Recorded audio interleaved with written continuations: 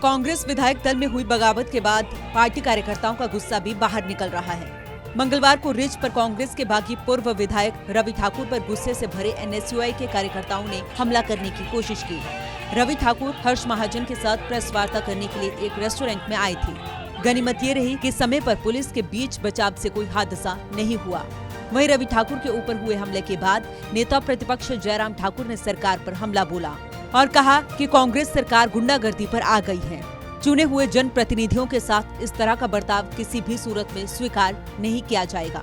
और क्या कुछ कहा नेता प्रतिपक्ष जयराम ठाकुर ने, सुनिए आप भी।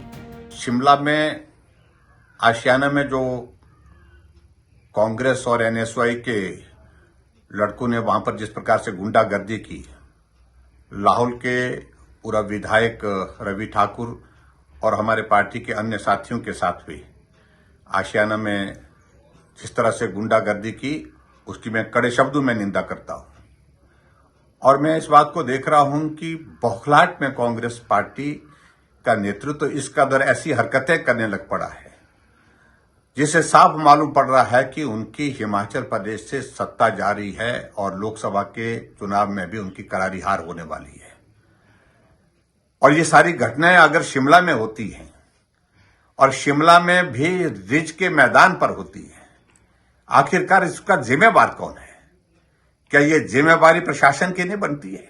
चुने हुए प्रतिनिधियों के खिलाफ इस प्रकार की हरकतें, इस प्रकार से व्यवहार करना, और हर्ष महाजन जो सांसद चुने गए हैं अभी, उनकी उपस्थिति में मैं समझता हूं कि बहुत ही दुर्भाग्यपूर्ण है।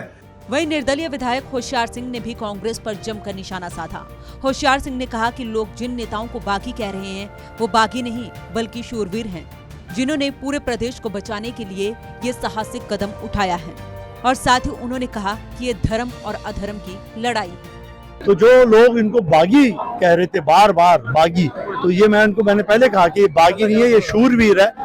ये इन्होंने पूरे प्रदेश को बचाने के लिए जो एक साहसी कदम उठाया, ये बहुत कम लोगों में ये दम होता है। तो ये धर्म और अधर्म की लड़ाई है और हम धर्म के पक्ष में, वो अधर्मी है, उसने अधर्म का साथ दिया, हमने धर्म का साथ दिया। वहीं पूर्व मंत्री विक्रम सिंह ठाकुर ने भी सरकार पर हमला किया और कहा कि मुख्यमंत्री ने कभी न्याय किया ही नहीं, सिर्फ अन्याय ही किया है। ये तो हम किसी समय मान सम्मान करते थे कि निचले क्षेत्र से कोई मुख्यमंत्री अच्छा हुआ और उसका मान होना चाहिए, लेकिन इन्होंने तो निचले क्षेत्र का नाम डुबा दिया है। उस व्यक्ति के खिलाफ वोट मांगनी है, उस पार्टी के खिलाफ वोट मांगनी है जो पिछले 1 वर्ष 5 महीनों से लगातार झूठ बोल रहा है। बहनों के साथ झूठ बोला, महिलाओं के साथ झूठ बोला, नौजवानों के साथ झूठ बोला, किसानों के साथ झूठ बोला, बागवानों के साथ झूठ बोला। ये एक ऐसा मुख्यमंत्री है जो किसी भी वर्ग के लिए कुछ नहीं कर सकता। गौरतलब है कि घटनाक्रम के बाद बीजेपी की ओर से एसपी शिमला को लिखित शिकायत भेजी गई है और इन हुड़दंगी कार्यकर्ताओं के खिलाफ कड़ा एक्शन लेने को भी कहा गया है। वहीं इस घटना के बाद अन्य बागी पूर्व विधायकों की सुरक्षा को लेकर भी चर्चा शुरू हो गई है।